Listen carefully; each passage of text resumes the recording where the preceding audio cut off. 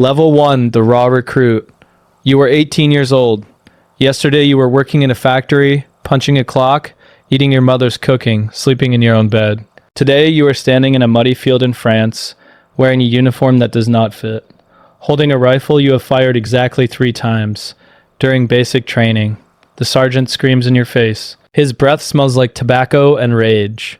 He calls you maggot. He calls you worthless. He says you will die in a week unless you learn to follow orders without thinking. You believe him.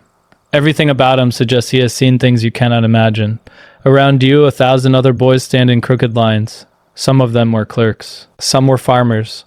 Some were students at university, their education interrupted by conscription. Now you are all the same. You are replacements. Cannon fodder. The army needs bodies because the army keeps losing bodies at a rate the generals did not anticipate. The train brought you here in cattle cars packed with men. You could not sit, you could not sleep, you could barely breathe. The journey took 3 days. Now you march. Your boots give you blisters within the first hour. The leather is stiff and poorly fitted. No one cares. You march until your feet bleed and then you march some more. At night you sleep in barns, in fields, in the mud. The food is terrible. Hard biscuits called hardtack that can break your teeth if you bite wrong, and canned beef that the men call bully beef. It tastes like metal and salt and despair. The older soldiers look at you with pity. They've been where you are going. They know what is coming. You do not. Level 2, the private. You have reached the front. The trenches stretch as far as you can see in both directions, zigzagging across the landscape like a scar that will never heal. They tell you the Western Front runs from Switzerland to the sea. 400 miles of ditches filled with men trying to kill each other. You climb down into the trench and immediately step in. 6 inches of cold water. This is your home now. You will live in this ditch for weeks at a time, rotating between the front line, the support trenches, and the reserve. The walls are reinforced with wooden planks and sandbags. The floor is duckboards laid over mud, wooden slats that sink and shift under your weight. The mud is everywhere. It gets into your boots, your clothes, your food, your soul. Men have drowned in this mud. Shell holes fill with water and become death traps. You learn the daily routine quickly because learning it keeps you alive. Stand to at dawn. Every man on the fire step, bayonet fixed, watching no man's land for a German attack. The half-light of dawn is when attacks usually come. The attack rarely comes, but you stand ready anyway because the one time you relax will be the time they come. Then stand down, breakfast, work parties. You fill sandbags endlessly. You repair walls damaged by shelling. You pump out water that seeps in faster than you can remove it. The rats are everywhere. They are fat, the size of cats, grown huge on the corpses rotting in no man's land between the lines. At night they run over your face while you sleep. You scream the first few times. You stop screaming after the first week. The lice are worse. They infest your uniform, your hair, every crack and crevice of your body. The itching never stops. Men scratch until they bleed, until their skin is raw and infected. Trench fever spreads through the ranks, a mysterious disease carried by the lice that leaves you weak and shaking. You get sick. You recover. You get sick again. This is life now. Level 3, the Lance Corporal. You survive 3 months. That is enough to make you a veteran in this war. Men who were here when you arrived are mostly gone. Dead, wounded, sick, transferred. The sergeant pens a single stripe on your sleeve. You are a Lance Corporal now, the lowest rank of leadership. You have 4 men under you. A fire team. Your job is to make sure they do not die stupidly. Stupid deaths are common. Men who stand up to stretch and catch a sniper's bullet. Men who light cigarettes at night and give away their position. Men who fall asleep on watch and get their throats cut by German raiders. You are responsible for fire discipline. When the Germans probe your section with patrols, you decide when to shoot and when to stay silent. Shooting too early gives away your position. Shooting too late means they are already in your trench. You learn the sounds of the front. The crack of rifles, the thump of mortars, the scream of incoming artillery that means you have about 2 seconds to dive into a dugout before the world explodes. You learn to tell German shells from British shells by their sound. You learn which parts of the trench are safe and which will get your head taken off by a sniper if you stand up at the wrong time. There are periscopes for looking over the parapet. Use them. Your men look to you for guidance. Some of them are older than you. Some were respectable before the war. Married men with children. Now they wait for a teenager to tell them when to sleep and when to eat. The responsibility weighs on you. You make mistakes. One of your men stands up to stretch, and a bullet punches through his skull. You wrote the letter to his mother. You lied about how he died. Everyone lies about how they die. The truth is too ugly. Level 4. The Corporal. Another stripe. You are the second in command of your section now. 8 to 12 men depending on casualties. The section is almost never at full strength. Someone is always dead, or wounded, or sick. The section leader, a sergeant, relies on you to handle the details. You organize the watch rotations. You make sure ammunition is distributed evenly. You inspect rifles to make sure they are clean, because a dirty rifle jams and a jammed rifle kills its owner. You lead small patrols into no man's land at night, crawling through the wire on your belly, listening for German voices in the dark. The wire is everywhere. Coils of barbed wire strung on wooden posts, designed to slow attackers while machine guns cut them down. You learn to cut it silently. You learn to move through it without getting tangled. The first time you kill a man up close, he is as scared as you are. A German soldier, maybe 19, caught in the wire during a raid. He sees you coming and raises his hands. Surrender. But you have been told not to take prisoners on raids. They slow you down. They make noise. They compromise the mission. You use your bayonet because a gunshot would bring the whole German line down on you. It is not like the training dummies. He struggles. He grabs at the blade. He makes sounds you will never forget. The look in his eyes stays with you.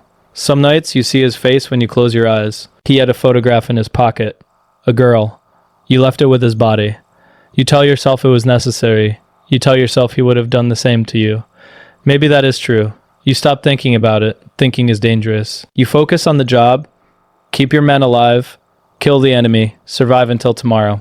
Level 5. The Sergeant. You have been promoted over the bodies of the men who came before you. The sergeant who trained you took a piece of shrapnel through the throat during a bombardment. You were standing next to him when it happened. His blood sprayed across your face. He tried to speak, tried to give you final orders, but only gurgling sounds came out. He died in your arms. Now you are the sergeant. You run a section of 10 men, sometimes more when other sections are depleted. You are the backbone of the company. Officers come and go. They get killed or promoted or transferred or invalided out with shell shock. The average life expectancy of a second lieutenant is 6 weeks. NCOs like you hold everything together. The captain gives orders. You make those orders happen. When the order is stupid, and many orders are stupid, issued by men who have never seen the front line, you modify it just enough to keep your men alive without getting shot for insubordination. This is the art of the sergeant. Knowing how far you can bend, knowing when to push back and when to shut up. The men respect you because you have been here longer than any of them. You have survived 4 major attacks and a dozen small ones. You have been gassed twice and wounded 3 times. You must know something they do not. The truth is, you are just lucky. Skill matters less than luck in the trenches. A random shell can kill the best soldier in the army. You have seen it happen to men far better than you. But the men need to believe in something, so you let them believe in you. You are their father, their priest, their protector. You accept this role because someone has to. Level 6. The company sergeant major. The commanding officer has noticed you. The captain calls you into his dugout, a hole in the side of the trench reinforced with timber and corrugated iron, and offers you promotion. Company sergeant major. You are now the senior enlisted man in a company of 200 soldiers. 4 platoons. A small army. Your job is to be the bridge between the officers and the men. The officers have been educated at expensive schools. Many of them have never worked a day in their lives. They speak differently, think differently, move through the world with an ease that comes from wealth and privilege. They do not understand the common soldier. They speak a different language. You translate. When the captain issues an order, you turn it into something the men can understand and execute. When the men have complaints, you filter them and present them to the captain in a way he will accept. Complaints about food, about equipment, about the endless waiting, about the death all around them. You handle discipline. When a man falls asleep on watch, you decide whether he gets a warning or a court-martial. Falling asleep on watch can mean execution. You have that power now. When supplies arrive, you make sure they are distributed fairly. Rum rations, cigarettes, mail from home. When mail comes, you deliver it personally, because you know how much those letters mean. A letter from home can save a man's sanity. You know which men have troubles at home. Which ones have wives cheating on them while they rot in the mud. Which ones have received word that their children are sick or dead. You carry the emotional weight of 200 men, and you cannot let it crush you. Level 7, the second lieutenant. The colonel sees something in you. A natural leader. They are desperate for officers. The old aristocratic officer corps has been decimated by casualties. They need replacements, and they are promoting from the ranks. They send you to an officer training course behind the lines. For 6 weeks, you sleep in a real bed and eat hot food. You learn tactics and map reading and how to walk like a gentleman. You learn which fork to use at dinner, as if that matters when shells are falling. Then they pin a pip on your shoulder and send you back to the front as a second lieutenant. You are in charge of a platoon now, 40 men. The sergeants who used to be your peers now salute you. The adjustment is strange. You know how they talk about officers when officers are not around. You used to talk the same way. Now you are the officer. Your life expectancy is 6 weeks. That is the average for a second lieutenant on the Western Front. The Germans target officers. They know that killing the leaders creates confusion, breaks the chain of command. Snipers look for the telltale signs, the pistol instead of a rifle, the map case, the binoculars, the way other men cluster around you for orders.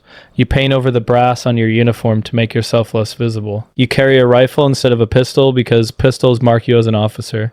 You try to look like just another private. But the men still follow you, over the top. When the whistle blows and you climb the ladder into no man's land, they climb behind you. Some of them will not make it to the German wire. Some of them will die screaming in shell holes, drowning in mud, tangled in barbed wire while machine guns sweep back and forth. You lead them anyway. It is your job. It is the job you asked for. Level 8, the lieutenant. You survived your first 6 months as an officer. You have beaten the odds. You have been promoted. Lieutenant, you are now second in command of the company. When the captain is killed or wounded or rotated out, you take over. This happens more often than anyone planned. Captains die frequently. The war consumes them. You find yourself commanding 200 men in the middle of attacks, making decisions that determine who lives and who dies. You learn the brutal calculus of trench warfare. If you send a patrol into no man's land, some of them will die, but you will gain intelligence about German positions. Is the intelligence worth the lives? Sometimes yes, sometimes no. You make the call and live with the consequences. You learn to read terrain, to understand fields of fire, to predict where the enemy will place their machine guns. You learn that frontal attacks are suicide, and flanking attacks are difficult, and there are no good options, only less bad ones. The men under you have faces. They have names. They have families waiting for them at home. You try not to learn their names anymore because learning their names makes it harder when they die. But you learn them anyway. You cannot help it. You are still human, despite everything this war has tried to do to you. Level 9, the captain. You command a company now, 200 men on paper, in practice closer to 150. The gaps are filled by replacements who arrive green and terrified and die before you learn their names. Fresh faces that blur together. You stopped trying to remember them all months ago. Your job is to hold a section of the line. A few hundred yards of mud and wire and death. Not particularly important, not strategically significant, but if you lose it, the men on either side of you are exposed. So you hold it, you rotate your platoons through the front line, the support line, and the reserve. Front line is the worst. Constant shelling, constant tension that never lets up. Support line is slightly better. You repair trenches and carry supplies forward.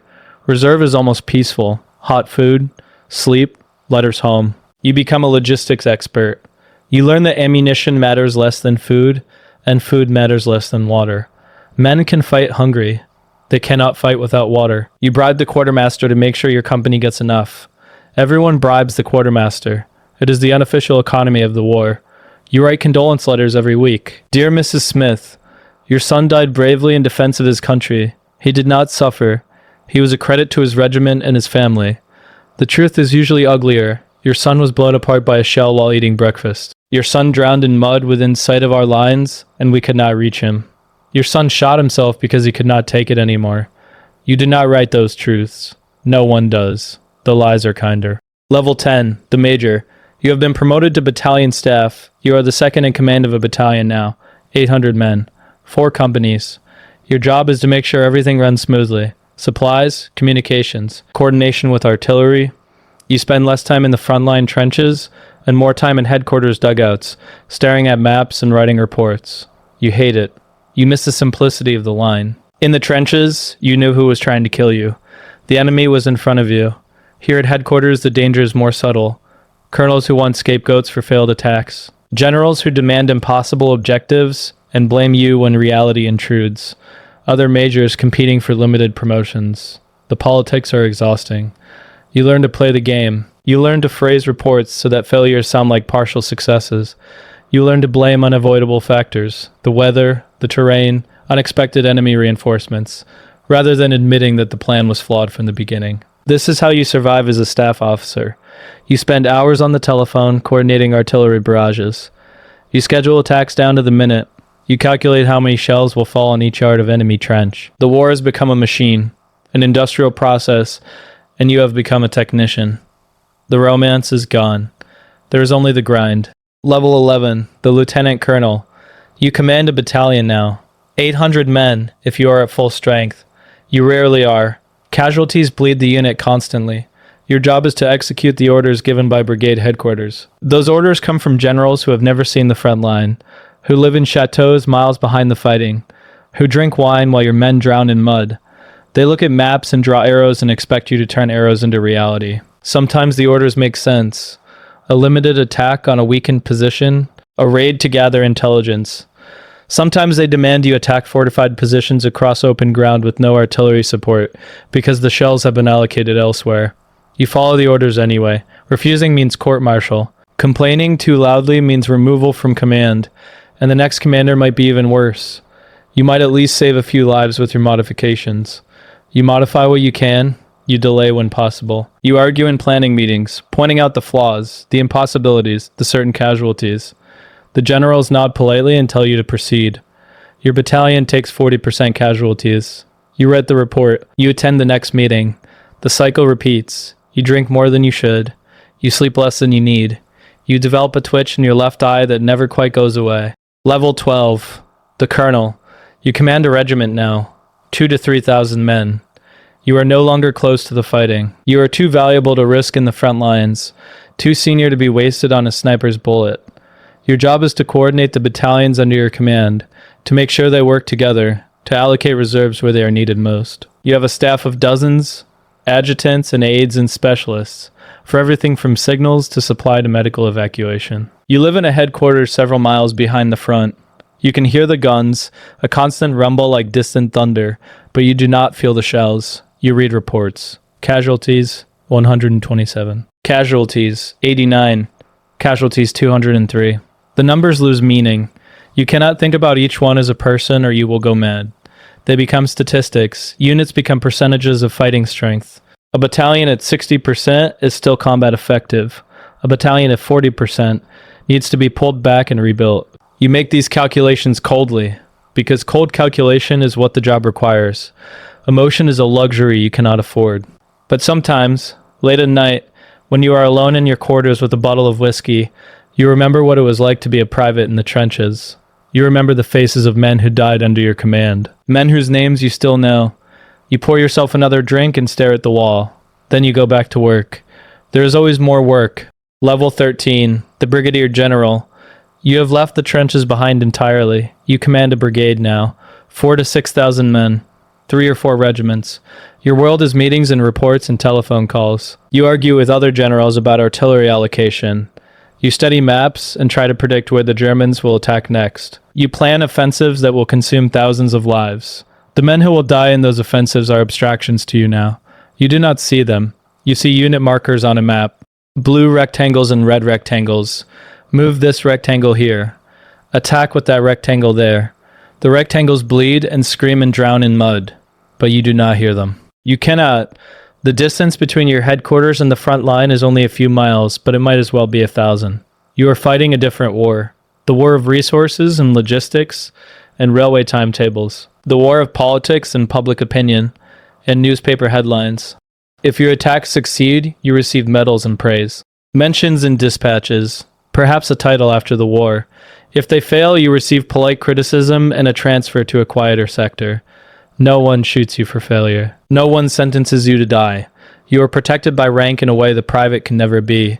You are insulated from consequences. Sometimes you visit the front. You walk through trenches that have been cleaned up for your arrival. The bodies removed, the worst of the filth scraped away. Men salute you. Officers brief you on conditions. They tell you what they think you want to hear. You nod and ask questions, and then return to your headquarters, satisfied that you understand the situation. You do not understand. You cannot. The gulf between your experience and theirs is unbridgeable now. You started this war as a recruit in the mud. You remember the rats. You remember the lice.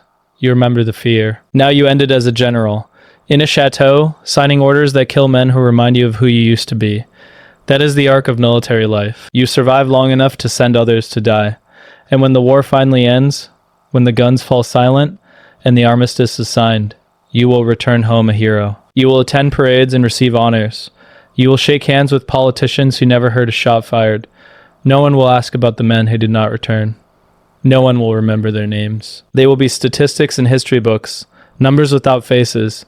You will carry them with you forever, a weight that does not show in photographs, a debt that can never be repaid. This is what victory looks like. This is the cost. You survived, you rose, you commanded.